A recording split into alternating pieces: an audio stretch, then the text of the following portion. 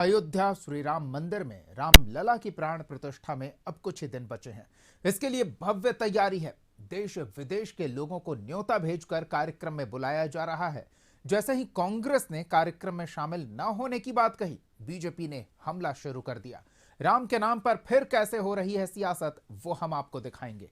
साथ ही देखेंगे क्या है कांग्रेस नेताओं के तर्क। इसके अलावा जानेंगे INDI अलायंस में सीट शेयरिंग का क्या हुआ। तो अगले आधे घंटे तक बने रहिए हमारे साथ। और सबसे पहले खबर राम के नाम पर हो रही सियासत की।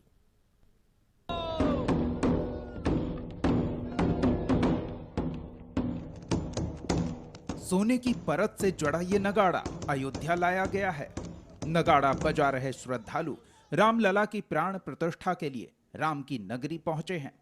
पूरा माहौल भक्तिमय नजर आ रहा है। 22 जनवरी को बड़ा कार्यक्रम है, जिस दिन 500 साल बाद अयोध्या के मंदिर में रामलला की प्राण प्रतिष्ठा की जानी है। संतों के अलावा कई देशों के प्रतिनिधि और कई VVIP को अयोध्या आने का निमंत्रण दिया गया है। इनमें राजनीतिक दलों के नेता भी शामिल हैं, लेकिन सालों से चल रही सियासत अब भी नहीं थमी है। कांग्रेस ने पत्र जारी कर साफ कर दिया कि पार्टी की तरफ से कोई इस कार्यक्रम में शामिल नहीं होगा। ना तो सोनिया गांधी, न मल्लिकार्जुन खड़गे और न ही अधीर रंजन चौधरी। इसके लिए पार्टी के अपने तर्क हैं। Also, see, we are not against Sri Ramchandra. We are all followers of Sri Ramchandra. We worship Sri Ramchandra. We have built Ram Mandiras in our villages. We are for Sri Ramchandra. But they are making politics out of this. They have built Ram Mandir, okay, no problem. But they are making politics. We are opposing politics. करीब 500 साल के इंतजार के बाद अयोध्या में राम मंदिर बनकर तैयार है, लेकिन सियासत अब भी जारी है। राम मंदिर वही मुद्दा है जिसके सहारे बीजेपी सियासत में आगे बढ़ी और सत्ता तक पहुंची। राम मंदिर बीजेपी का चुनावी मुद्दा रहा है। सुप्रीम कोर्ट के फैसले के बाद राम मंदिर का निर्माण हुआ और प्राण प्रतिष्ठा तब हो रही है जब केंद्र में और उत्तर प्रदेश दोनों जगहों पर बीजेपी की अकेले बहुमत वाली सरकार है। हालांकि कार्यक्रम का आयोजन राम मंदिर ट्रस्ट की तरफ से किया जा रहा है, लेकिन विपक्ष का आरोप है कि बीजेपी ने इस कार्यक्रम को हाईजैक कर लिया है। नरसिम्हा राव जी ने रामालय न्यास बनाया था। चारों शंकराचार्य जी और रामानंद संप्रदाय के प्रमुख रामनेशाचार्य जी स्वामी जी, इनका रामालय ट्रस्ट बनाया जो आज भी कायम है। उसको अधिकार क्यों नहीं दिया निर्माण का? और ये तो वो लोग हैं, चंपत राय क्या है, विश्व हिंदू परिषद के एक प्रचारक हैं। ये लोग बांटने के अलावा इनके पास कोई काम नहीं है। पहले धर्म के नाम पर बांटा हिंदू मुसलमानों को, अब भगवान राम को बांटने की कोशिश कर रहे हैं।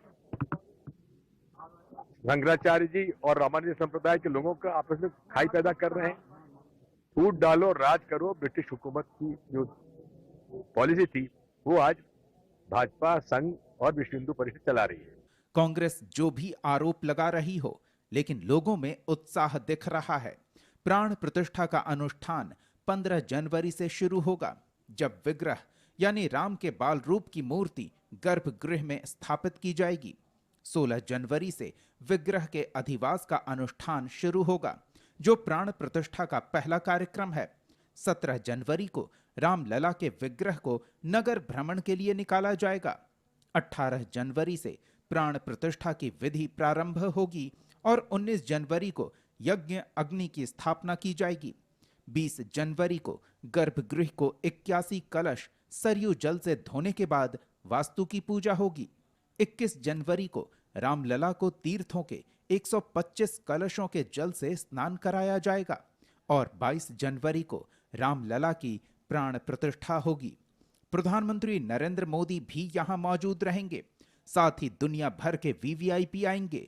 जब कांग्रेस नेताओं ने समारोह में शामिल होने से इनकार किया, तो बीजेपी ने उनकी मानसिकता पर ही सवाल उठा दिया। ये नेहरू की कांग्रेस है, ये गांधी की कांग्रेस नहीं है। क्योंकि महात्मा गांधी का तो राजनीतिक दर्शन था राम राज्य। महात्मा गांधी का नित्य का भजन था रघुपति राघव राजा राम। महात्मा गांधी की समाधि पे लिखा हुआ है हे राम। और आज उस राम राज्य की प्राण प्रतिष्ठा का प्रारंभ हो रहा है, श्री गणेश हो रहा है, और आप उसके साथ नहीं खड़े हैं। इसका मतलब बहुत साफ है कि ये गांधी की कांग्रेस और नेहरू की कांग्रेस का अंतर भी अब बिल्कुल साफ हो गया है। और आज इस अवसर को जो इन्होंने अपने हाथ से गंवाया है, ये कांग्रेस के अंदर का भारतीय संस्कृति, हिंदू धर्म और हिंदुत्व के प्रति जो विरोध है उसको दर्शाता है। बीजेपी ने कांग्रेस पर हमला किया तो आरोपों का जवाब दिया आरजेडी सांसद मनोज झा ने। बताया कि विपक्ष को बीजेपी की किन बातों से आपत्ति है। तो सीधे तौर पे मानता हूं कि इतना दुर्भाग्यपूर्ण क्षण होगा कि मर्यादा पुरुषोत्तम राम के इर्द गिर्द भी आप राजनीति करेंगे। मेरे और मेरे राम के बीच में सीधा ताल्लुक, गांधी मंदिर जाकर के राम भक्त नहीं बनते थे, वो अवधारणा अंदर थी, इसलिए स्वर्ग गए, हे राम कहते हुए गए।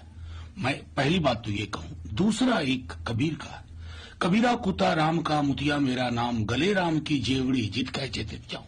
ये है राम की अवधारणा कबीर की। और आप कौन हैं? बेगानी शादी में अब्दुल्ला दीवाना आप हैं कौन? आपने ठेका ले रखा है। हालांकि बीजेपी नेता ऐसे तर्कों को पूरी तरह खारिज कर रहे हैं। सवाल कांग्रेस की नीतियों और नेताओं के बयानों पर उठाए जा रहे हैं। ये लोग सीजनल हिंदू हैं। जब इनको लगता है कि हमें वोट लेना है तो सॉफ्ट हिंदू बनने की कोशिश करते हैं। और कांग्रेस पार्टी तो मैं नेहरू से लेकर के अब तक कोई अयोध्या नहीं गया है। नैतिक ताकत नहीं है, क्योंकि अयोध्या प्रभु श्री राम को कोर्ट में लटकाने भटकाने का काम तो कांग्रेस नहीं की है। इसकी नैतिक ताकत नहीं है कि अयोध्या में जाकर के प्रभु श्री राम को प्रणाम करें। आवाज कांग्रेस के अंदर से भी उठ रही है। पार्टी नेता आचार्य प्रमोद कृष्णन ने कहा कि राम मंदिर और भगवान राम सबके हैं। राम मंदिर को बीजेपी, आरएसएस, वीएचपी या बजरंग दल का मान लेना दुर्भाग्यपूर्ण है। कांग्रेस हिंदू विरोधी पार्टी नहीं है, लेकिन कुछ लोग हैं जिन्होंने इस तरह का फैसला करवाने में भूमिका अदा की है कि राम मंदिर और भगवान राम सबके हैं।